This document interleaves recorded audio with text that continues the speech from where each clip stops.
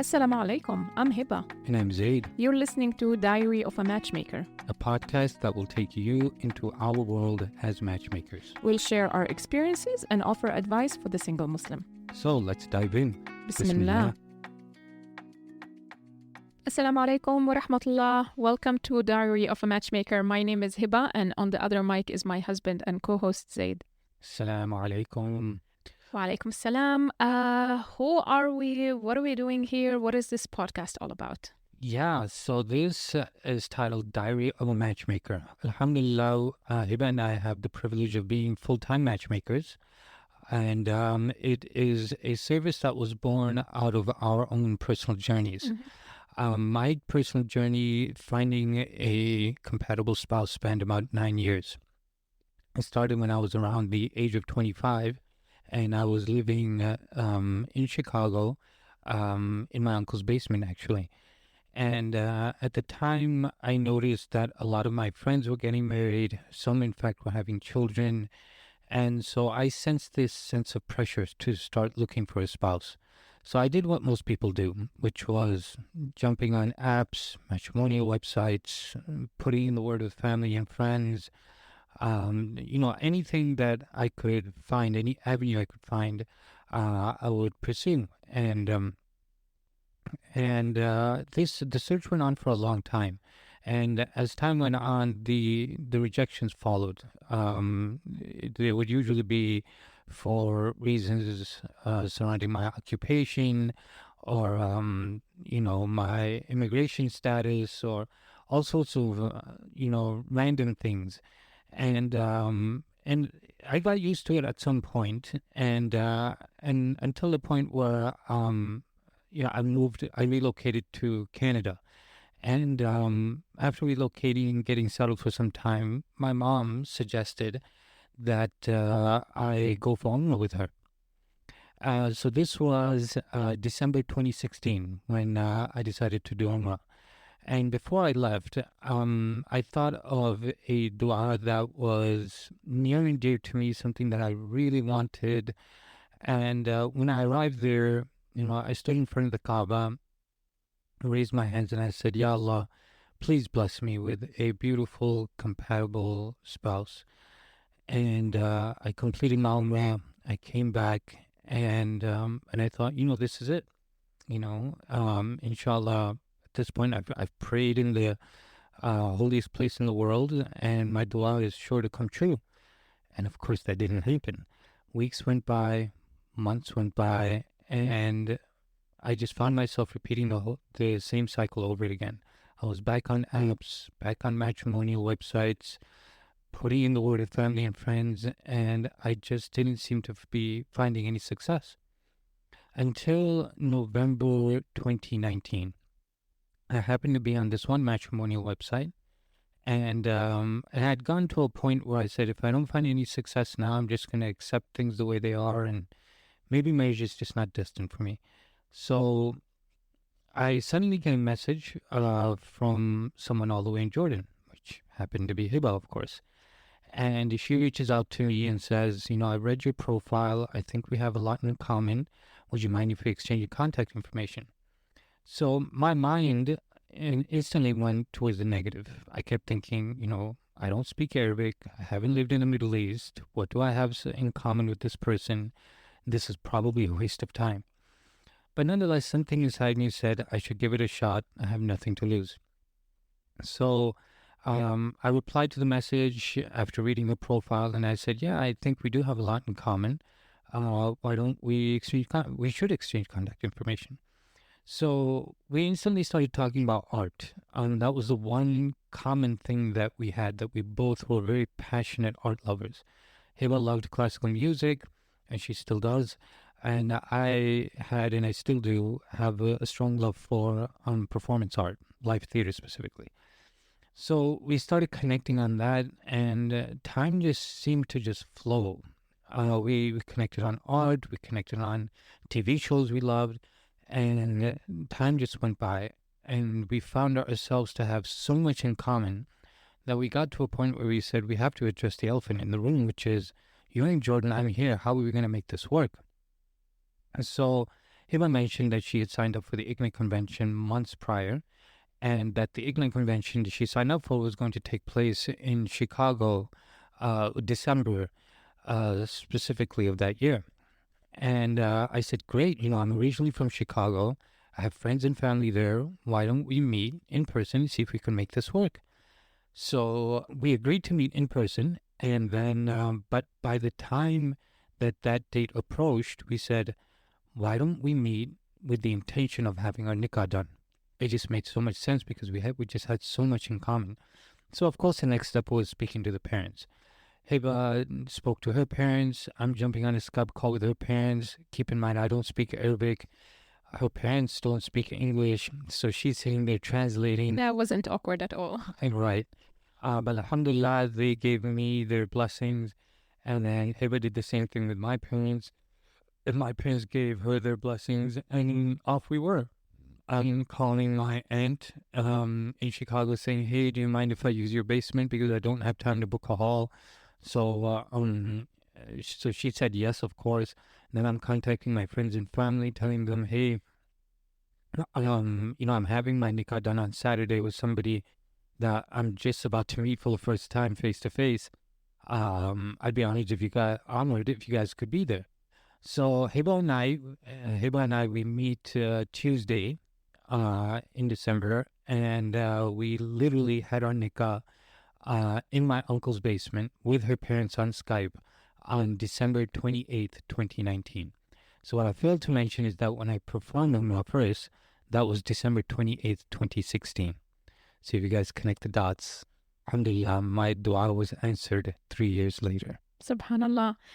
Every time we tell our story, I'm just amazed at all the signs, Allah was preparing us for something.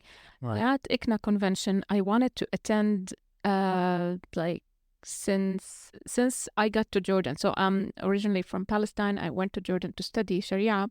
And since 2015, I wanted to attend that convention. And Dad was very hesitant. He's like, okay, when you're done with your BA, you will talk about it. And subhanallah, it's like Allah was putting us in certain places at certain times for us to meet.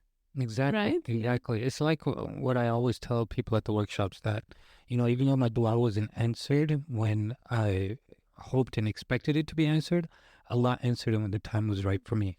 And it's like you said, the stars aligned, the doors opened up at the right time, and alhamdulillah, things worked out. Alhamdulillah. So as opposed to your story, I come from the Middle East, and things back home work very differently. We don't have those options of matrimonial events and apps and websites and all of that, or just going to your local imam and asking if he knows somebody. We don't have those options. Back home, things happen organically, I would say. A guy notices a girl and he talks to her mom. Mom, can you talk to the girl's mom? They start talking, and families visit each other. And the options that girls have is just attending weddings, attending events, being seen so that they could be noticed by a guy or a guy's mother or a guy's sister. And families know each other, communities are close, right? So my parents weren't that social. They still aren't. And I wasn't that social in terms of attending weddings. I wasn't big on attending weddings. I spent a lot of my adult years in school, and I didn't meet people. And years went by, and I didn't worry too much about it because I said, it's about to happen, right? When it's the time's right, Allah will make it happen. But I was approaching my 30, and I was still single, and it hit me one day, wow, I'm about to say goodbye to my 20s. And I'm still single. Maybe I should do something. So, subhanallah, by Allah's qadar, I came across that specific website you were on. And soon after I signed up, like you said, I saw your profile, and things just happened. And what's amazing is the moment I decided to be proactive, Allah opened another door for me. Yeah. Subhanallah. So yeah, we had our nikah in December 2019, and November then 28th, yeah, 2019. yeah, and then I went back to Jordan to finish my masters, and you Zaid went back to Canada. We started planning a very nice outdoorsy wedding, but of course, everybody knows COVID happened, March 2020, and we ended up being apart for 14 months. We didn't have a wedding. We didn't have a honeymoon up until now. Yeah, But inshallah, it'll happen one day. inshallah. But alhamdulillah, it's a journey that we cherish. And it's a journey that led us to becoming matchmakers. Right. And so I remember it was during COVID, actually. I was just reflecting back upon my journey trying to get married and just thinking about all the services and options out there. And the situation was bad, and it still is pretty bad. You know, there aren't many halal options, unfortunately, for people, for single Muslims trying to get married. So I suggested the idea to Hiba, and I said, why don't we build something that's better, that's more conducive to Muslims of our generation, that's, of course, halal. And of course, Hiba, being the supportive person she is, she was like, sure, yeah, let's figure this out. And we put it on the back burner for a while, and because we were just so stressed living apart.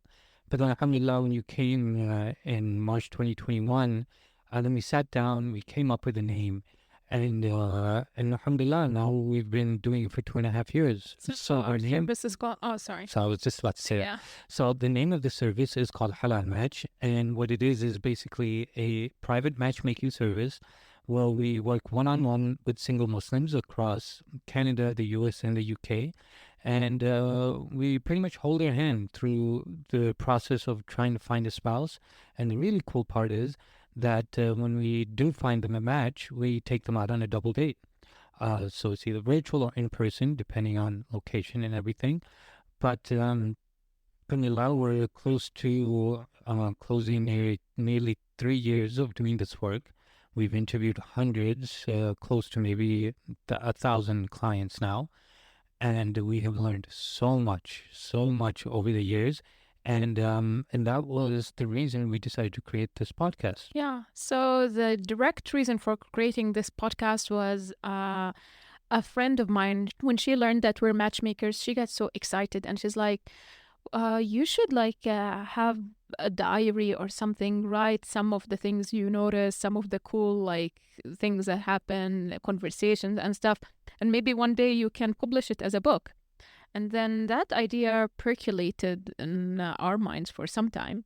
Yeah. And then we're like, okay, why instead of writing a book, we can just put all of whatever we want to share in a podcast. So the purpose of this podcast is to share what we've been seeing for the past 3 years. Like I said, alhamdulillah, that we've been doing it for nearly 3 years now. And we've just come across so many patterns, so many recurring problems and, barriers that people are facing in trying to get married. And our goal through this podcast is to share some of those things, share the solutions that we feel will help people navigate this very difficult journey of getting married. Because what we've seen over these past few years is that it really is an epidemic now. Many people are either delaying marriage for trivial reasons, or they're just not taking the time to understand what a compatible spouse looks like. They don't know the right questions to ask. So we're going to be sharing so much through this podcast, and we can't wait. And if there are certain topics or certain questions that you guys have for us, please feel free to share, and we'll do our best to talk about those things. But this podcast will be about the world of matchmaking. What happens behind the scenes, how we Exactly. match people, Exactly. our frustrations, our happy moments, our ups and lows, and highs and lows, and some sincere advice as well. Oh yeah. Our experience. Yeah. And this is it for the pilot episode, and inshallah we will meet next one. All right. Assalamu alaikum.